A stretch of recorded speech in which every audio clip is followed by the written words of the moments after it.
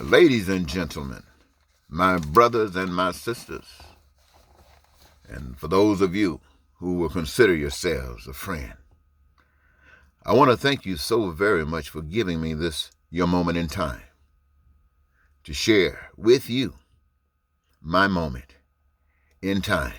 There's something that is important to me, and hopefully you as well. It's called the importance of globalization. You know, we've heard many pros and cons, and we ride on the back of one or the other. But if I want to give it some thought, what would I really come up with? Well, globalization. If I want to hit it right quick, let me say it to you like this. In America, there's a virus that's going around. They call it coronavirus. And it's taking lives. Oh, man, it's taking lives in this country. But I also heard that it's all over the earth where people are. And it's taking lives everywhere. And they say it would be futile to try to come up with a cure for America alone. Because wherever it exists continuously, there's a threat that it will get here. So when you talk about curing coronavirus, you say global cure. You don't say, for my friends, you say global cure. See, that's a real significant expression of what globalization can mean. If it works for that, what else can it work for? What else can it work for? Perhaps it could work as far as people having food. The process, the same one that's exercised in that corona vaccine, the same approach to food all over the world. Not only food, but clothing. Not only clothing, but shelter. Not only shelter, but education. Not only education, but health care. Oh, and the list goes on and on. Same practice. It's good for everyone. Good for everyone. And everyone knows it's good for everyone, even themselves. And they are playing the part. Good for everyone. They even start putting on their mask. You see? Think about that, ladies and gentlemen.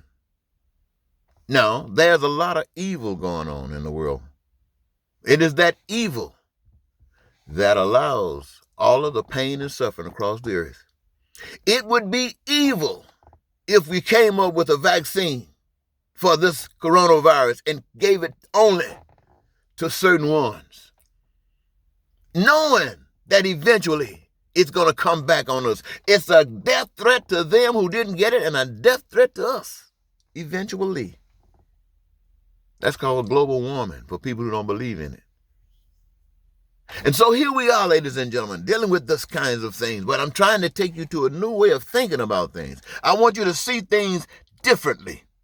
When I speak to you about love, the heavenly kind of love, I say it to you as Americans because I am American. But I want everybody to understand, no one misunderstand that when I speak about the heavenly things on earth, I'm not just speaking for me or mine. Because all are mine. All people are mine. Everywhere are mine, says God. So when I speak for one, I speak for people everywhere. I speak for all. Now, when I look at it, many of you can't see that because of the way you've been trained, the way we've been taught. And when I say you, that includes me. I've been there. Even those things that I might have shed it off, I've been there. But I want you to know now where I'm at and introduce it to you because I know you got pains and sufferings. I know you want to rid this thing of you. Why do you think we're having the violence in the land? Why do you think we're having the violence all across the nation? People are tired of being abused. People are tired of their dreams passing them by while others seem to be riding so high. The violence is saying that there is injustice in the land, and for us to have peace, there must be love. So, ladies and gentlemen, I want you to know, when I think about me, I think about my family, the ones that live in the house with me, 2 boys and 2 girls. Well, a couple of them are adults now and are out. But I want you to, and I got several other my oldest just succumbed to a sickness, a virus that we could have, if we had been on the ball, dealt with. And I got several other boys. I don't know if they want us to associate themselves with me, but they have been considered themselves. We have considered father, son. But I want you to know, ladies and gentlemen, these problems are solvable easily. Me and my family, if there were only me and my wife and there's 2 boys and 2 girls, I know that in time the earth would be plentiful. Where would they come from? They would come from the 2 boys and the 2 girls. You say they're brothers and sisters. I'm telling you what would happen. You tell me brothers and sisters, I know that. I'm husband and wife. You say, well, this is proper and this is not. I'm telling you what's going to happen. The earth will be filled with people, almost 8 billion pretty soon. So we got to stop being fake. We got to start being real. This is what I'm saying to you, ladies and gentlemen. People are suffering all over the earth for the same reasons. And all of the different nations of the earth play a major part. And all of the different nations that plays a major part means the citizens of each nation playing a significant part in all of the pain and suffering.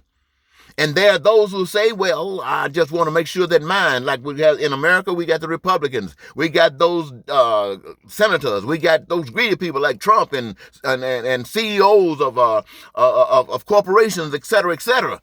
They got it. What are they saying to you? I want everything.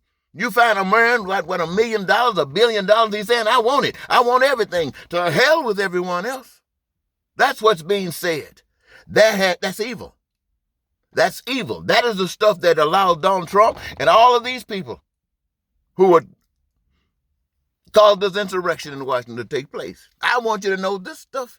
Those guys out there, they are our brothers and sisters.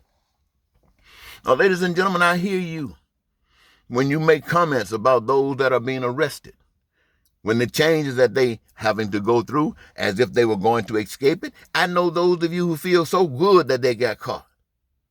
So good they got caught. You laughing at them. They got caught. You know what that sounds like?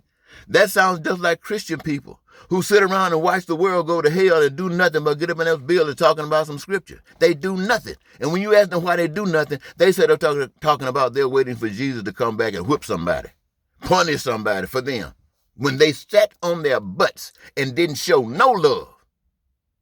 Let me tell you something, ladies and gentlemen. If you're not showing love, you can't criticize anybody. Me, myself, the church say, and I've been in the church. When I mean been in it, I mean I grew up in it. I preached on the pulpit. I preached in the streets. And right now, what I preach on the internet, I've preached on social media, I preach with my life. And I want to tell you something, ladies and gentlemen, before you can talk freedom, you got to be free. You say, when are you free? Well, you're free as long as you don't know anything that binds you. When you recognize something that binds you and it does, then you're not free. Loose it. Me, myself, I go to clubs. Why do I go to clubs? Because I can laugh and talk with different kind of people doing different kinds of things. Do you drink? I don't anymore. Why? Because my system won't allow me what I used to. I sit there. Well, don't you know what people going, your evil spoken of? What is my evil? I'm standing here right now telling you the evils of the world. How many people are trying to change that? But how many people are trying to tell you how to dress? How many people are telling you can't go in a club because people speak evil of your good? What good have you done? Sit around waiting for Jesus to come back and whip somebody. Let me tell you something, ladies and gentlemen. A grown man is a grown man. He makes up his own mind, recognizing there's no power above him but God. That speaks for women too. And that allows you to do whatever you want to do. Ever you want to do. The problem is this. There's a choice. There's a choice of the things that you do causing no pain, no suffering to anybody. And if it's going to do anything, it blesses everybody. Then there's a choice that you can make that causes pain and suffering, which is evil. Now, it is the duty and responsibility of those who are lovers to recognize what caused that evil. Now, if you're just greedy, if you just want to cause some pain and suffering, if that's just what you want to do, perhaps you can't be, we can't liberate you from that, perhaps. But perhaps something just happened to you. Maybe you are just a test to see if you can change us. Maybe you are.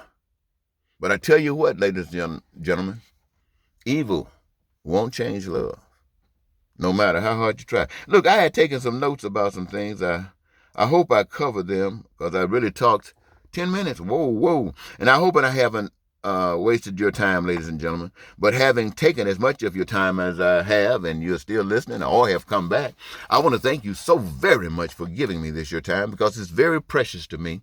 When I take time to speak to you, I do this because in my heart, it's the gift of God, because it's a liberating force to me, because it liberates the Ku Klux Klan. It takes that hate out of them. It takes that greediness out of Donald Trump. It takes that old ugliness out of racists. It just frees people to live and want to have life. That's what comes out of me. That's why I can't stop talking. Look, I've got thousands of videos where I'm just constantly talking. Somebody might say, shut up. But I keep on talking. And I'm going to keep on talking until I'm gone, or until my prayers are answered and my efforts are divine. Thank you, ladies and gentlemen. Goodbye.